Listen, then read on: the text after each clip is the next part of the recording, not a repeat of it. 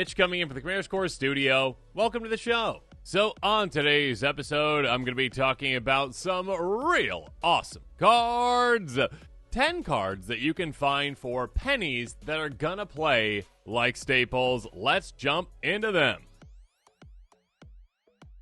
So as always, you can find the list of these cards in the description below, the link to those cards if you're trying to pick any of them up. And again, they're all incredibly cheap. Conclave Mentor is an amazing card that does so much work for you in the right strategy. Just 25 cents for this gem, a 2/2 Centaur Cleric for 2 mana in Selesnya. If one or more counters we put on a creature you control, that many +1 are put on that creature instead. That is such an impactful effect, but it's not even done there, because when Conclave Mentor dies, you gain life equal to its power. So this is a card that can help out obviously in multiple ways, most notably obviously the additional counters that you are gaining, which is so much value throughout the game. Basically, hardened scales as a creature, which of course is a staple in, counters decks for a reason, but this card gives you so much with that. Plus, again, if this is one thing that's getting counters, its power is going to be gaining and gaining and gaining and gaining throughout the game with, your counters, your proliferate effects, the other kinds of effects that you're doing to get more and more power for it. Maybe some power doubling effects too, maybe even some equipment, whatever you have essentially. Sure, if this is a big threat, and even if it gets taken out, you still gain a lot of life. So yeah, life gain decks considered as well, but yeah, this really shines in counter strategies, giving you so much extra value. Pick it up now.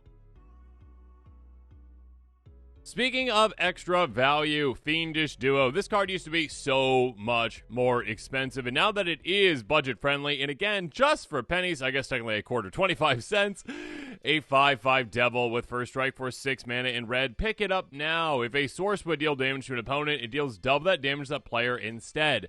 That is insane. That is absurd. That is, hey, not just my sources, but any sources. Anyone's sources are going to be dealing out double damage to opponents. And again, it doesn't matter what type of source that is. This doesn't specify creatures, non-creature. It doesn't specify anything. It's just, hey, if damage is going to be dealt to your opponents, double that pain happens instead. So, of course, this helps you in combat. It helps you with group slug. It helps you with basically anything. It also can incentivize your opponents to maybe hit each other because, well, their attacks are going to be doing double the work, or their, damage dealing effects are going to be doing double the work too. This can be absolutely huge in a lot of different kinds of strategies out there. And again, a 5/5 first striker is not bad either. But yeah, Fiendish Duo is a steal right now for just 25 cents. And there's a lot of other, damage doublers, damage triplers out there too that are very expensive. This is not one of them. Pick it up now. Onward we go, and upward we go with a flyer. Get it? No. All-Seeing Arbiter, a 5/4 avatar for 6 mana in blue. Flyer again. When it enters the battlefield or attacks, draw 2 cards and discard a card. Whenever you discard a card, target creature an opponent controls gets -X/-0 until your next turn. Rex the number of different mana values among cards in your graveyard. Yeah, this is a card that many people, I feel, sleep on. This is a really, really, really good effect. This is again, a 5/4 flyer for 6. Okay, so it's a bit overcosted if you're just saying, these days, I'd expect maybe a 6/6 flyer for 6 unless I'm in, black, which then you just get extra power for some reason. Anyways, when it comes to this, hey, ETB or attack. That is huge. Again, of course, ETBs can be used and abused throughout the game with, blink effects, etc. But of course, on attack, even if you don't have ETB blink spells, essentially, okay, cool, you don't have that, just keep attacking with this. And again, it's a flyer, so it's evasive. It's going to get thrown at least one opponent, most likely, or be safe to attack an opponent. Cool. You get repeat card advantage and card selection. You're only going up 1 card technically, right? But you are getting rid of kind of the, chaff in your hand, essentially. So you're drawing 2, discarding 1. Also, on top of that, of course, when you discard, you are making one of your opponent's creatures much less effective. Again, -X/-0 until your next turn. Rex the number of different mana values among cards in your graveyard. So even if you have a couple, -3, -4, whatever it's going to be, that's going to heavily impact an opponent on what they can do with that creature. And of course, this doesn't count just that card that you're discarding with this. If you've got other ways to discard, let's say you've got a wheel effect. Let's say that you've got, a discard outlet. Let's say you've got some cycling. whatever you have, you can impact your opponent's creatures, and of course that can be at instant speed with some things too, with like cycling. That can be a really big player in combat. So again, this one can be considered for ETB Blink decks. This can be considered for attack trigger decks. This can be considered for, well, a discard deck, a cycling deck, etc. It's a very cool card. Just 25 cents right now. And speaking of these days, Black getting a power boost when it comes to, well, extra power. Just again, like, oh yeah, 6/6 flying Demo Trample, and it's 5 mana. Okay. Usually that's like a green thing, but like flyer's not really. But like, okay, now apparently Black just gets that too, little extra power boost. I guess in red as well, but I'd say you see it more typically in Black. 6/6 Hound for 5 mana, and Rakdos Underworld Cerberus, just 25 cents again for this mythic. It can't be blocked except by 3 or more creatures. I guess I said it's a hound, but that's probably been errated these days. To a dog. It's a cute little dog. Look, yay. Can't be blocked except by 3 or more creatures. Super Menace. We need a keyword for that. Super Menace. Cards in graveyards can't be the targets of spells or abilities. Cool. When it dies, exile it, and each player returns all creature cards from their graveyard to their hand. This is one where, yes, it does impact your opponents, okay? It does allow your opponents to get creatures back out of their graveyard. That being said, if you are playing this, most likely you are able to gain the most value out of it. Or, again, you just have like a 6/6 that really can't be blocked. That's also protecting your graveyard in case you, again, care about your graveyard. If you've got a self-mill strategy, a reanimator strategy, any kind of a strategy that applies to keywords, you usually have your graveyard, whether that's flashback, jumpstart, etc., etc., etc. Yeah, you can care about this card to protect your graveyard, and then eventually, again, to get all those things out of your graveyard back. If you've got an aristocrat-style strategy where you're sacrificing a bunch of non-token creatures and getting them back to your hand with this, that can be absolutely huge as well. Yeah, it's a really, really cool card. It is a really, really good card in combat, number one. Again, it's more power than you actually have to pay for it. Also protects things, and it gets back everything that you need. Pick it up now. All right, buckle up for this next one, because it's a twofer. You get 2 things for it, and just 25 cents. You're still only paying 25 cents for the card, even though it's 2 cards in one. Isn't that a deal? Augmenter Pugilist, a 3/3 Troll Druid with trample for 3 mana in green. I am a 3/3, and I'm going to trample over you. Oh no, my little 1/1s. No, I'm going to take 2 damage. Oh no. Oh, but wait. As long as you control 8 or more lands. By the way, we're playing Commander, which, yeah, if you're in green, you're going to have well more than 8 lands easily, pretty quickly, probably. Gets +5/+5, because getting lands is everything in Commander, right? Lands and cards. That being said, again, it is an 8/8 for just 3 mana, obviously, once you get to 8 lands, which is pretty absurd. That's not the side I really care about all that much. It is nice if you need to utilize it, obviously, like you draw it late game, you're like, oh, alright. I guess I'll have the biggest creature on the board for 3 mana, and it's got trample. Cool. Why not? That being said, the backside is Echoing Equation, which is an absurdly good card. A sorcery for 5 mana in blue. Choose target creature you control. Each other creature you control becomes a copy of it until end of turn, except those creatures aren't legendary if the chosen creature is legendary. This is a game-ending spell. This is a spell that says, hey, you know what? Every single one of my creatures becomes the best creature that I have.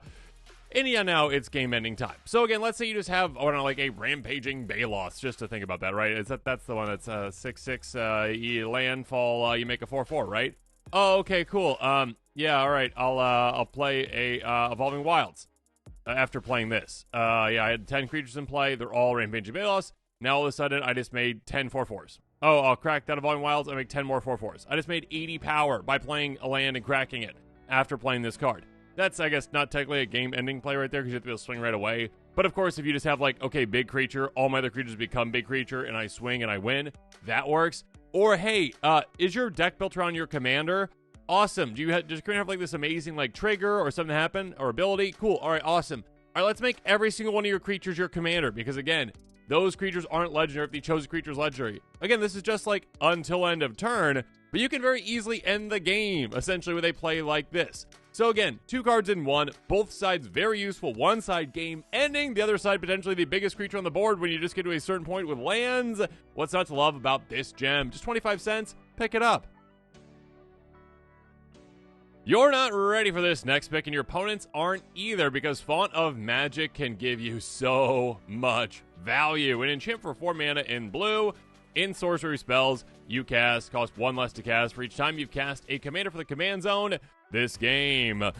Yeah, that's pretty crazy. So this basically is a way to build up cost reduction. Again, there are cards like Jace's Sanctum, which cost the exact same amount. Yes, that one does give you card selection when you're also casting against the sorceries, but it is capped at just one cost reduction, which still is amazing. Again, reduce the cost of your spells is massive. That's going to give you so much value throughout the game. So, yeah, this is going to reduce the cost of your spells quite a bit. Again, if you cast your commander once, cast your commander twice, all of a sudden it's already giving you more value than Jace's Sanctum when it comes to cost reduction. So for commanders, I would say that are definitely low to the ground. Oh my goodness, like this plus Rog is like, okay, cool. Hey, I played my commander on turn 1. Oh, Rog got dealt with. Oh no. Okay, recast it for 2. Cool. All right. Awesome. Oh, again. All right, recast for 4. All of a sudden reducing by 4. Or again, if you've got partner commanders as well, yeah, have fun with that. So yeah, being able to, again, say, okay, low to the ground, medium-sized commanders can definitely have a massive impact with this, especially when it comes to Spellslinger commanders. Many of them are low to the ground or medium-sized, I would say, so you can get so much value out of this. It's absolutely absurd. It builds throughout the game. It's a mythic for just 24 cents that has mythic proportion qualities of power. Make sure you pick it up. I mean, not if you're like, okay, Ur-Dragon, yeah. Maybe not in like a deck like that where you're like, okay, my commander costs 9. And I need to take out a second mortgage on my house to play it. But we'll get there. Yeah, maybe not in that, because it might not do that much work for you. But again, medium-sized, low-to-the-ground creatures, heck yes. Wait until you see this next one, because I did not realize that Void Rend is actually a budget-friendly card for this specific version. Again, when it comes to different versions of cards, different looks of cards, when it comes to like the alternative art versions of cards, some of them can be more expensive, some can be less expensive, and sometimes a lot less expensive. And as a budget player, I don't really care what the card looks like typically. I just care that I have the card, and I get the cheapest version. So yeah, Void Rend, I'm getting the Prosperity Post version of it, because it's just 25 cents for this gem. Instant for 3 mana in Esper. This spell can't be countered, destroy target non-land permanent. When it comes to, hey, I need to get rid of something, yeah, I'd like to spend maybe 2-3 mana to do so. Oh, this can't be countered? Cool, yeah, 3 mana is a steal for that. And again, there's no restriction on what I'm getting rid of. If you're trying to get rid of something at 2 mana, it's going to be a restriction, like a D-Spark's going to have a restriction. At 3 mana, yeah, I can get rid of anything, but might not be instant speed sometimes. Oh, this one's instant speed, and I can get rid of whatever I want. Oh, and by the way, it can't be countered. Yeah, that is massive. Yeah, that is huge. That is such a good effect. Again, for just 25 cents, make sure you pick this version up right now.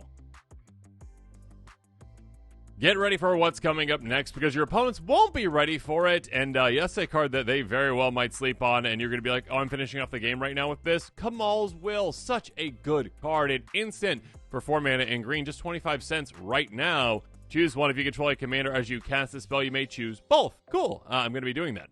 Until end of turn, any number of target lands you control become 1/1 elemental creatures with vigilance, indestructible, and haste. They're still lands. Or choose target creature you don't control. Each creature you control deals damage to its power to that creature. This is both a, well, I mean, so many things in one. It could be a fog, really, if you really want to use it in that way. You're like, okay, cool. Yeah, you're attacking me. I make a bunch of all my lands indestructible. Cool, they block. Awesome, good for me. Or it can be removal, obviously, but mostly it's a game-ending card. This is a card where you essentially say, okay, this entire game, obviously, I'm building up this giant army of lands, which are just, my opponents don't realize they're an army, but eventually they're going to be an army. And all of a sudden, I say, oh, they're here.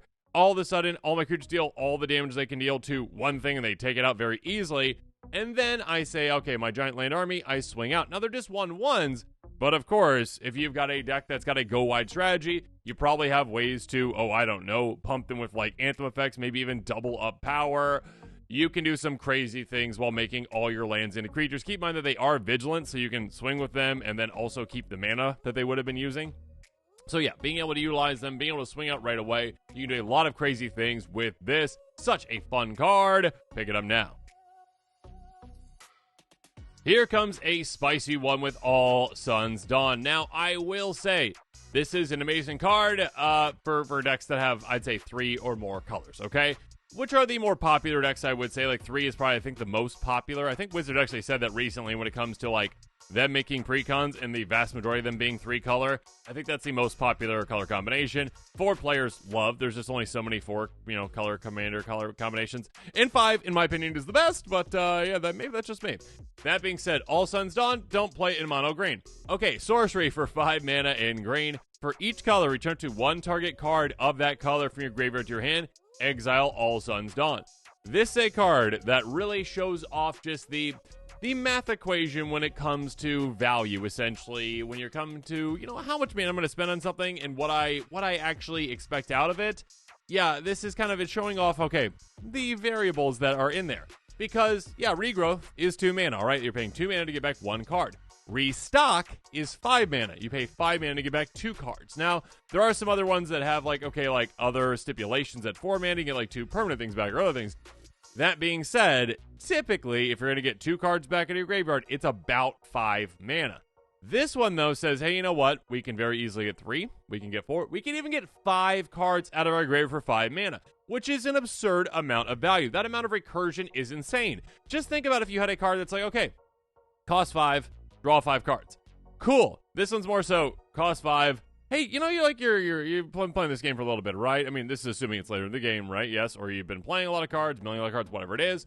Okay, cool. All right, I play it, and all of a sudden, oh, okay, I can get whatever 5 I want out of this. Yeah, they've got to be 1 color each, but still, in a Joda deck where you're just casting big, massive spells that have so many different colors, yeah, you can get so much value out of this. Again, if you're getting 3, 4, and especially 5 cards out of this, you are getting so much value. If you got a deck that's 3-color or more, make sure you're considering it. Check your deck to make sure it's okay, I've got a 3-color deck, but most of it is 2 colors. Check your deck to make sure that it's balanced enough for this. But yeah, if you're in a 5-color deck, slam this in your deck and be yeah, it's going to be so much value for me. Have fun.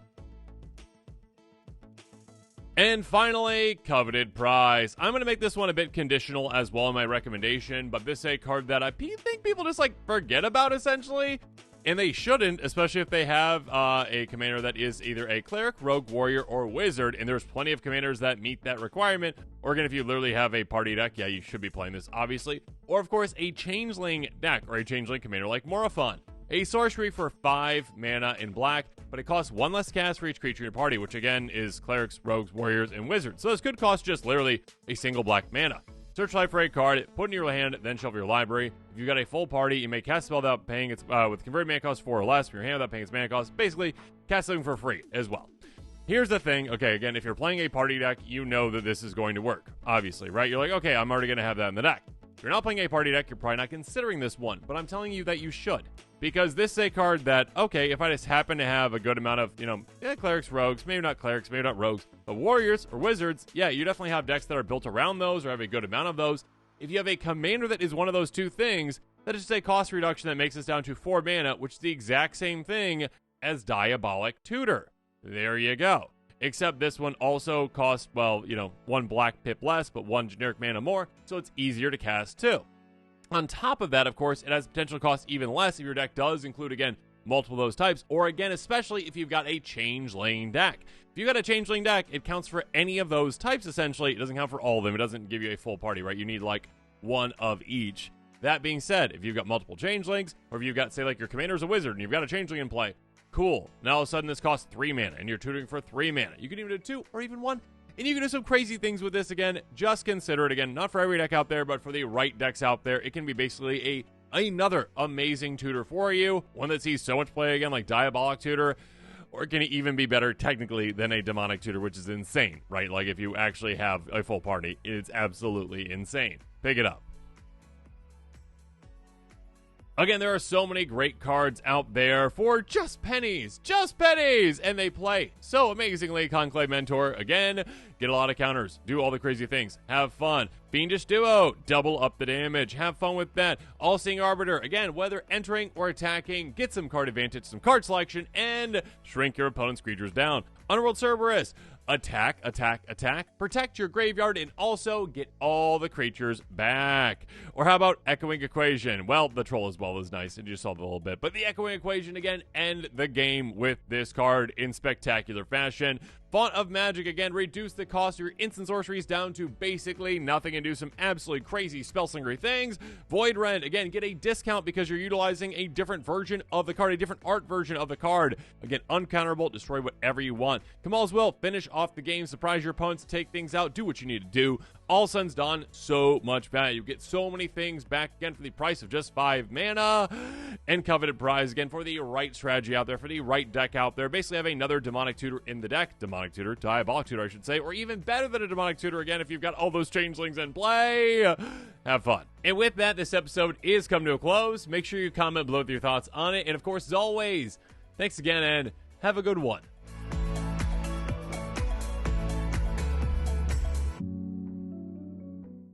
This show and episodes like this one are possible thanks to viewers like you. If you're looking for an easy way to help support this show, make sure that you like, share, and subscribe. Also, hit that bell notification icon so you don't miss any new episodes. You can also go check out our playmats and other merchandise at thecommandersquarters.com. Another easy way to support this show is with our TCG player affiliate links. So whether you're buying a deck or individual cards, you can use this general link right here or one in the description. And the final way that you can support this show is by supporting us directly by becoming a patron. There are many benefits to being a patron, and I truly couldn't do this without all of their support.